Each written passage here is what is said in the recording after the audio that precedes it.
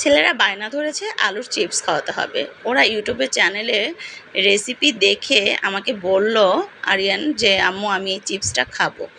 তো আমিও ট্রাই করার জন্য লেগে পড়লাম। দেখি ছেলেরা যখন খেতে চেয়েছে এটা আমি ট্রাই করে মানে বানাতে পারি কি না সেটাই ট্রাই করি।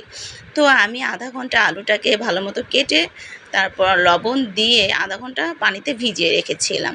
তারপরে আমি এই তো ফোল্ডিং করে ছোট বড় করে আমি কাঠির মধ্যে দিয়ে একটা বেটার তৈরি করে নিয়েছিলাম কর্নফ্লাওয়ার, ময়দা আর অন্যান্য কিছু দিয়ে।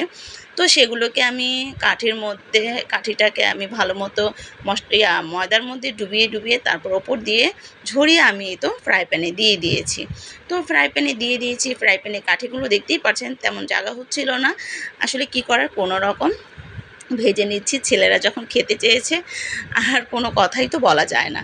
তো সন্ধ্যার নাস্তা হিসেবে কিন্তু এই আলু চিপসটা একটা পারফেক্ট নাস্তা ছিল।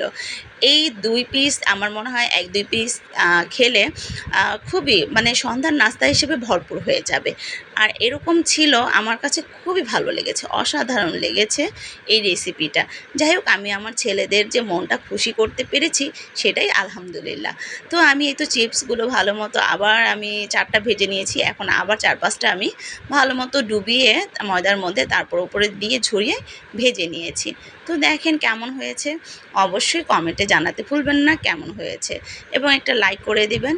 ধন্যবাদ সবাইকে। আল্লাহ হাফেজ।